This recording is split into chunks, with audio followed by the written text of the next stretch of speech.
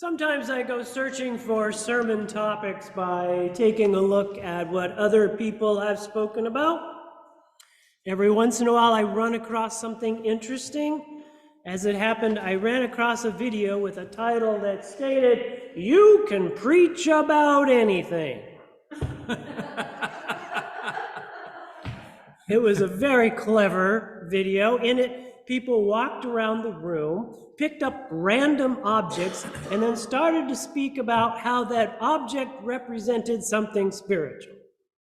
It was ingenious, and it got me thinking. Could I possibly write a sermon about something as ordinary as a bowl of chili? I mean, you expect me to speak eloquently about compassion, or pontificate about good moral judgment, or give the old hope at the end of a rope homily. But would you expect me to give a sermon about a bowl of hot peppers? I thought it might be fun to try. Besides, for me, chili is already something very special.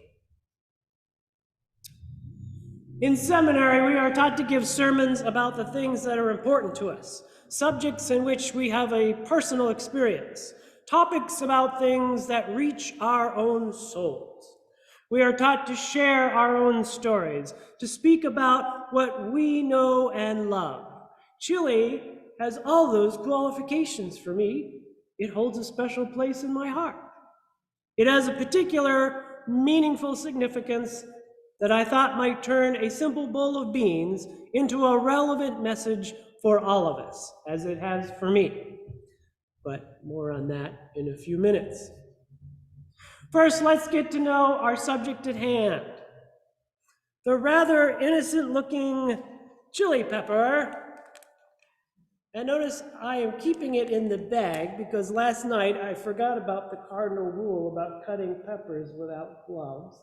And I spent the entire night with my hand in a bowl of water. So it's staying in the bag. But there it is.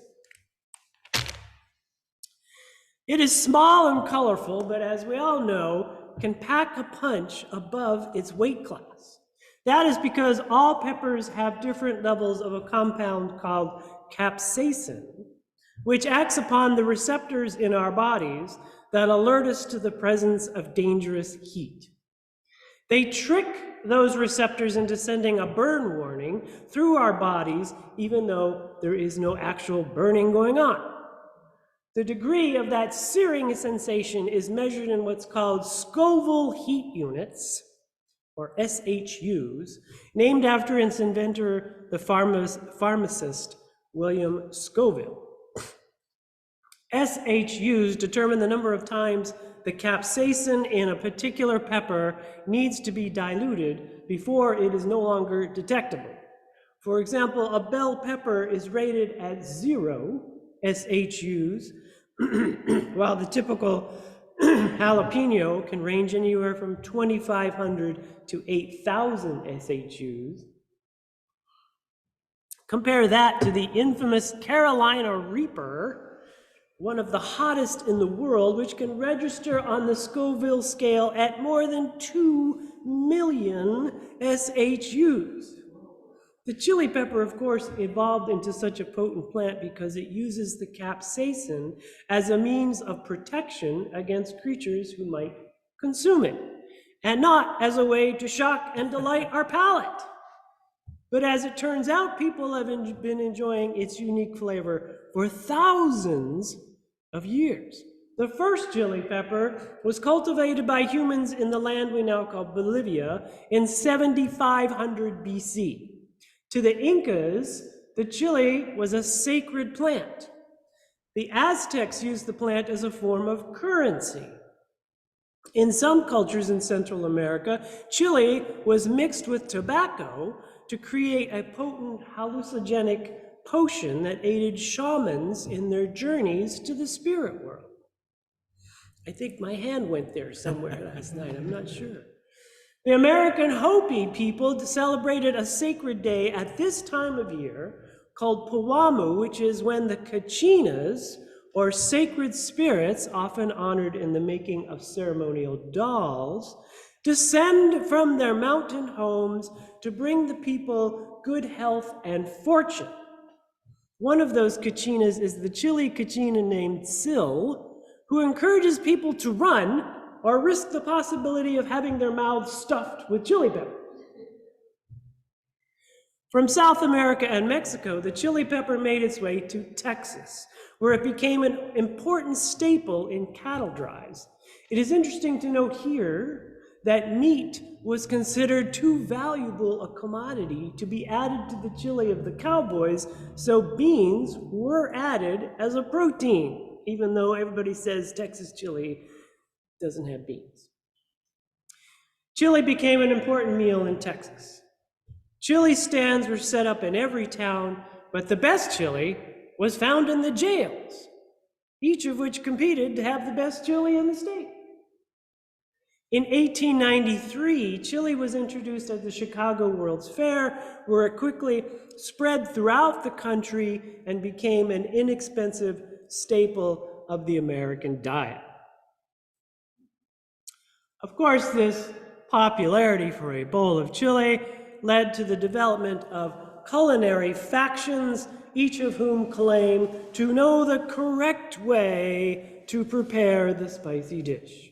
There are those who claim that a chili dish should have no meat, while others claim it should contain no beans.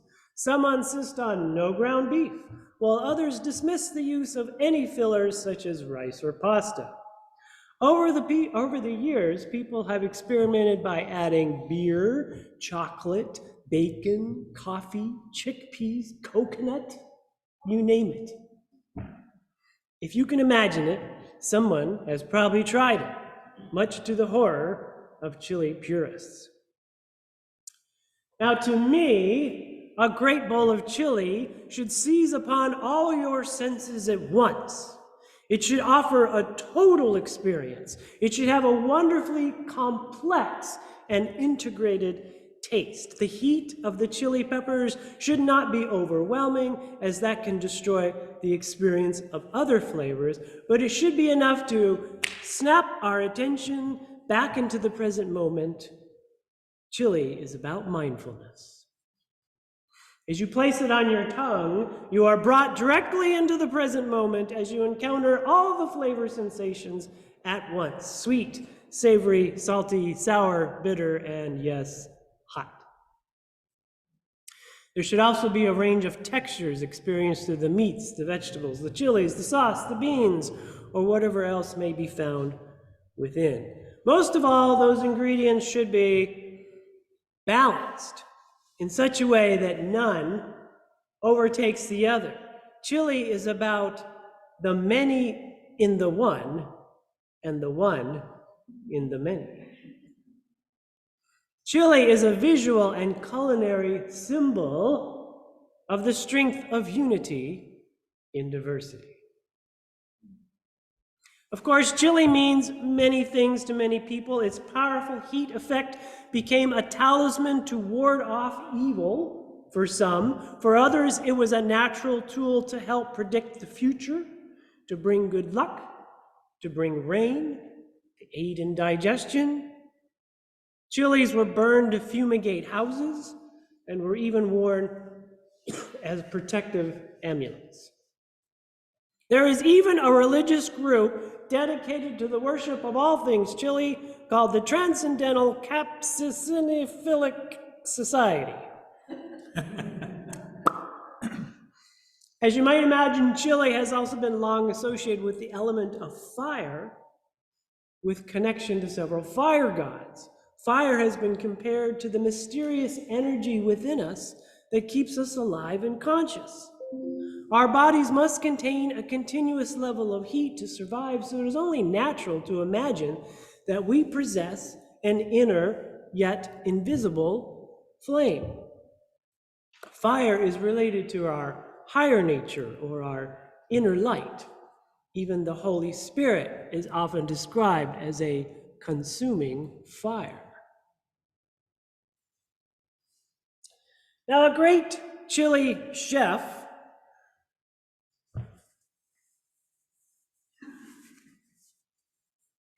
We'll gather a variety of food and flavor elements and consider how each adds to the desired outcome. Individual shapes, flavors, and textures are combined to something that, if well done, will be a novel amalgamation of flavors. The result should be something more complex, more meaningful, and more wonderful than the original constituents. Yet those combined ingredients will retain some of their own identities. A great congregation is like a great bowl of chili. Each of you is a wonderful, unique flavor with your own strengths and weaknesses. But here, in this place, we combine these ingredients to build something stronger, more wonderful, more, dare I say, divine. This is what chili can mean to us. Now, chili has always had a special meaning to me as well. Like many people, I struggle mightily in the midst of winter. When the sunlight is sparse, the days are cold, the winds bite through me, and I feel trapped inside. I can get a heavy case of the winter blues. Every September, I dread the thought of the approach of winter, and so I depend a lot on the seasonal holidays to get me through. But after New Year's Day, the holiday landscape is as barren as the cold and snowy terrain outside my frosted window. President's Day just isn't the same. And since my divorce, Valentine's Day just doesn't do it for me. The year may be new, but the full onslaught of winter makes me feel old and tired and empty. To overcome that slip into sorrow, I decided many years ago that I needed another holiday, something in late February that I could look forward to, something full of fun and frolic, something that called for great food and friendship, something that would snap my senses into the present, something that would fire up my soul and carry me forward into springtime. That something became a chili festival, and it became my hope at the end of the rope. That's why I'm so pleased we will have a chili cook-off this afternoon. This great congregation with its many flavors and spices that come together to create a strong and powerful recipe of compassion and resilience will be idealized through multiple concoctions of flavor and joy. I hope you will join us to mark the closing days of winter, to celebrate this time together, and to honor the efforts of the work we have done and have yet to do. In the name of that which you hold in your heart to be most sacred, may it be so.